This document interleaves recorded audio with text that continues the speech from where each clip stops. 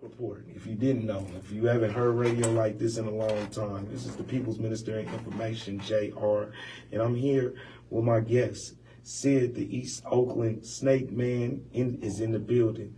Sid, I wanted to talk to you a little bit about the work that you do. I think is very important, in particular for our young troubled youth, in particular black youth, brown youth that are experiencing different things and having hardships with dealing with society, like, you know, a lot of us are, because the society's not built for us.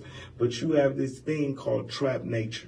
Can you talk a little bit about how Trap Nature started, where you got the idea and the concept?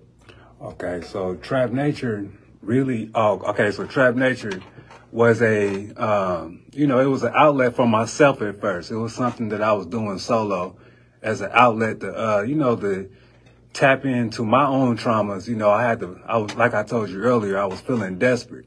I was looking for any and anything to, try to heal myself from the stress and all the stuff that I was dealing with that was making me feel paranoid on a daily basis.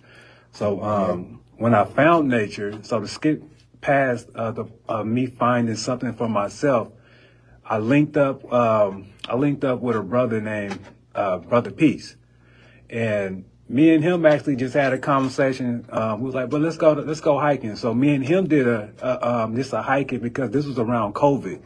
We was all stressing from social distancing. Like, man, this is the depression time, so let's go to the forest since we can't go nowhere. You know, we went to the forest and tapped in, and it was like, man, this is real healing for us.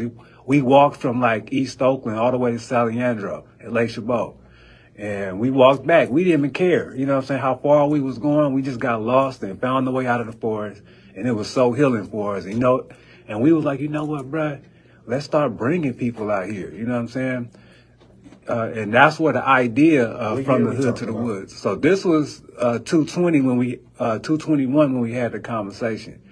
When we actually brought this into existence was January 2023. Right around the time, a lot of people were starting to get outside and get in nature. So we was like, man, let's start leading these nature hikes to see if we can target our people.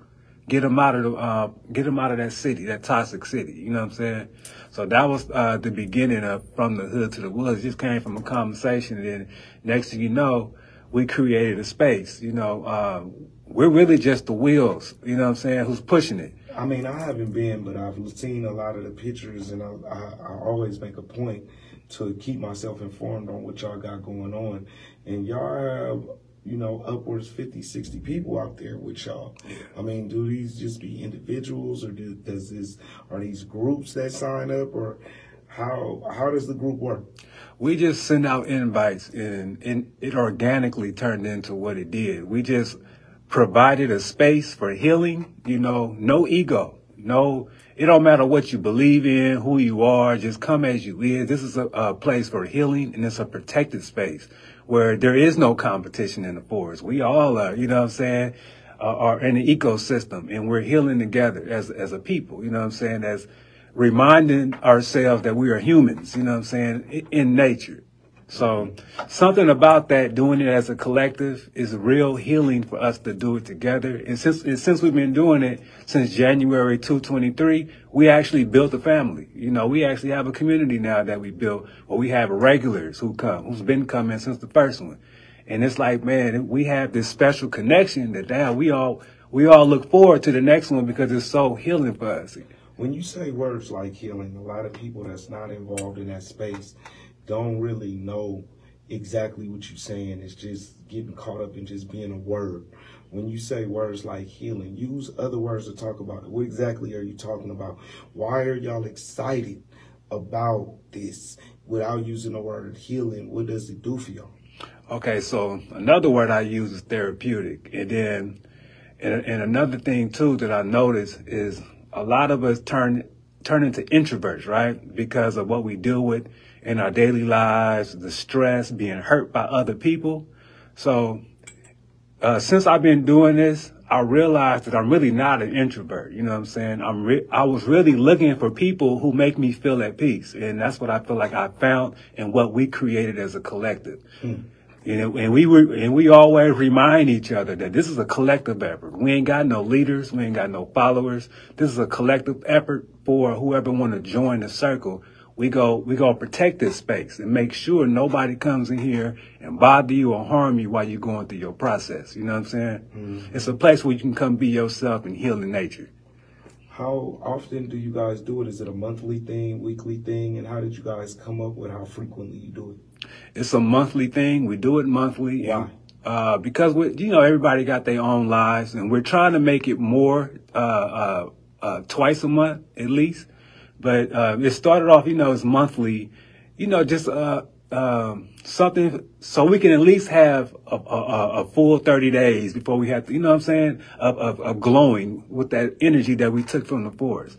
With until we meet again, you know what I'm saying? So we're trying to at least make it a monthly thing where it's real consistent. So now you got something to look forward to. You can go through your capitalistic jobs. We live in capitalism. We have to survive. You know what I'm saying? So it can get stressful sometimes. So you can go live that life. You can go do what you got to do because we live in it. But at the same time, we want to provide a space where you can jump out of the matrix for a while. Be your natural self in nature amongst wildlife and realize how important you are to the ecosystem as well. You know what I'm saying? Let's talk about a little bit, not just your work, but your relationship in particular with nature. I mean, you got pictures where, I want you to tell some of the stories that you be talking to me about. You got pictures with like wolves, and I was under the impression until I seen the picture that a wolf was a little bit bigger than a dog. But you showed me this giant wolf head and you was touching the wolf and some old crazy stuff. Tell the people that story, man. Where were you at when you seen the wolf? And how did you get to a point where you could take pictures with a wolf and touch the wolf and all that? Oh, yeah, man. That's Southern California. You got children, right? Oh, yeah. And so you live in a house with children in particular, and you got rattlesnakes that are poisonous. So, what if these snakes get out? Do you have any concern about your children? Actually, no, because it's just like being a gun owner. You know what I'm saying? You teach your kids about my kids can tell you more about rattlesnakes than probably I could. They know a lot about them. They know the rules.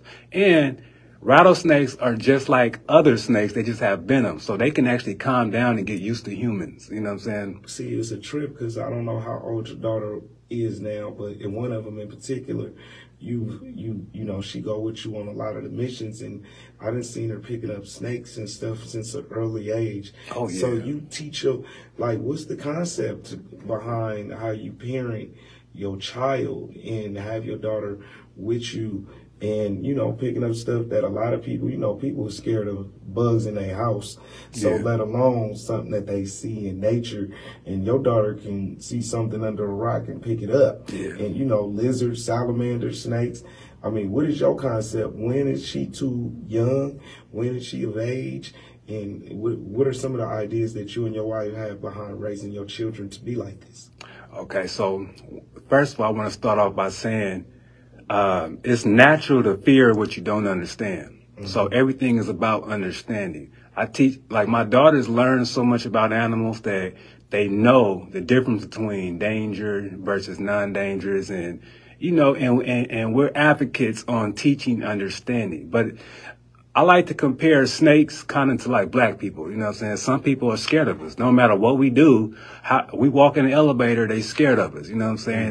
There's kind of a already pre-look at you. They're already prejudging you. Yeah, it's built in. So, yeah, from society. So same thing with snakes. You watch TV, you see snakes on the plane, you see snakes striking at people. They're always evil, like spiders. You know what I'm saying? They use them as a fear, something to instill fear in you. And by people growing up like that, they grow a natural fear of snakes. So my daughter, I'm showing you what happens to a human when you don't teach them fear.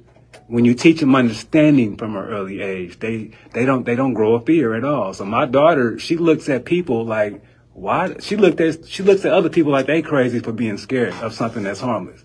Like she don't understand why they are afraid of a harmless snake. Right. You know what I'm saying? And that's a beautiful thing. So, man, before we get out of here, I mean, tell the people a little bit about what you're working on, and if they are interested, how they can tie in. Oh, yeah. So we talked about the hikes that we do, therapeutic hikes that we do monthly. We actually have one coming up on the 18th, From the Hood to the Woods. We're going to be at Lake Chabot, and it starts at 11 o'clock on the 18th of this month, August 18th. I would really appreciate if anybody want to come. It's open for anybody. You know what I'm saying? Anybody who just want to be around positive community. You know what I'm saying? Where you ain't got to worry about being judged. You know what I'm saying? There ain't no fashion show, none of that. You just come be yourself. You know what I'm saying? Ain't everybody coming there looking for the same thing, and we're going to hold the space and protect it just so you can get what you need out of it. I appreciate you if you join us. Give them your info. Slide them all the info that they need on how to get up with you, social media, if you got a website, all that. Oh, yeah. So I have a website, www.officialtrapnature.com, and you can find me on Official Trap. Official Trap Nature. Like trap yoga or trap art. I'm Trap Nature, you know, so officialtrapnature.com. That's my personal website. And we also have a Instagram, From the Hood to the Woods, Instagram, and also Official Trap Nature on Instagram. Last but not least, man, give them one reason why nature is good and why they need to, you know, spend a little time in nature every week and possibly every day. It's the electricity there, the healing energy, because a lot of times we don't even explain people why we want you to come in nature, because it's going to heal you whether if you realize it or not. It's just something about the electricity there, how it resonates with your electricity and how it brings you back into what you really are. It's a spiritual aspect of it. So I just feel like, you know, it's very important. You know, people think I'm crazy because I'm from the hood, but I'm out in nature all the time. Apparently I'm getting something out of it. You know what I'm saying? If I keep going back, I just want to share it. You know what I'm saying? So, you know, open up something new. But something that us black folks are not used to, especially growing up in these cities, these toxic cities that are surrounded by concrete. You know what I'm saying? Right. And y'all know that concrete sucks energy from batteries. Yep. And if we're the battery, then they sucking it from us. So, man, I want to thank you for coming through, you know, and being a guest on the Block Report. We definitely needed that reminder about Mother Nature, being a part of nature, knowing that we, you know, nature is connected to our wellness and our mental health, and as well as, you know, y'all get some good exercise and get some good mental stimulation through science, you know. So, man, I give a salute to you, brother. I appreciate you, you know, for what it is you do. I don't know nobody else in the hood, so I even appreciate that you blaze your own path. You give our young people a new level of manhood to look up to, and a new symbol of community. You know, there's the people that give out dinners and they're much needed. There's the spiritual people and they need it. But, you know, you the nature brother. You know, the same way I'm the media man. I'm the minister of information. You the East Oakland snake man. We are giving new ideas of what Bay Area black manhood is about. So I salute you, brother. I appreciate you. And I want to tell the people, support this brother, because I definitely will. Thank you. Unfortunately, we are out of time, y'all. The Block Report is winding down. I will be with you next week on a pre-recorded show. I will be in Havana, Cuba, you know, hands off Asada. We got to yell that. You got to say in the embargo on Cuba. Take them off the list of state sponsors, being state-sponsored terrorists in the United States. We have to fight for that the way they fought for us. So until 2 weeks from now, I'll be live. But next week, I'll have a show, so y'all tune in. Until next time, that's all, folks. We love you, Asada.